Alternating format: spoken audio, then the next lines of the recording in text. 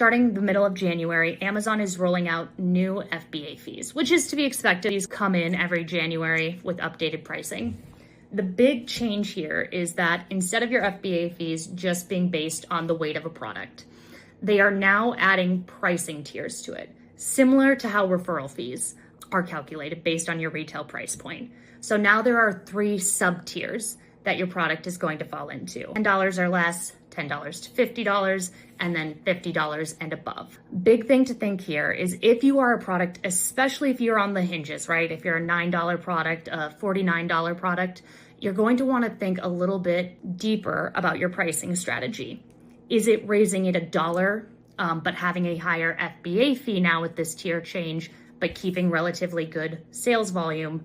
Or is it worth it to preserve your margin and actually increase up maybe to $54.99 instead? Big things you want to consider here. The next big FBA change coming down the line is low inventory fees. This was something that initially rolled out last summer, and it was on the parent ASIN level. So a lot of brands were able to circumvent this with strategic variation levels.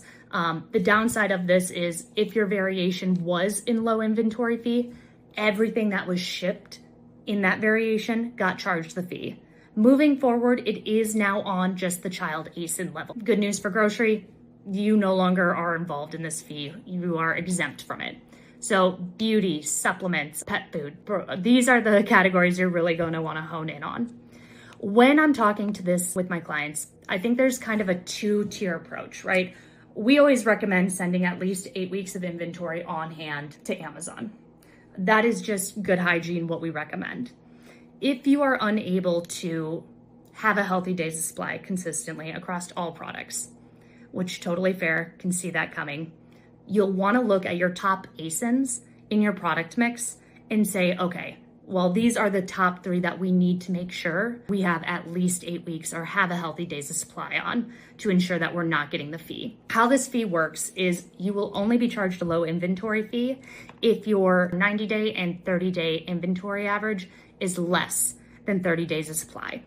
That fee is ran weekly, so any products that are shipped out that week are charged an extra 35-60 cents, depending on the tier buckets you fall into.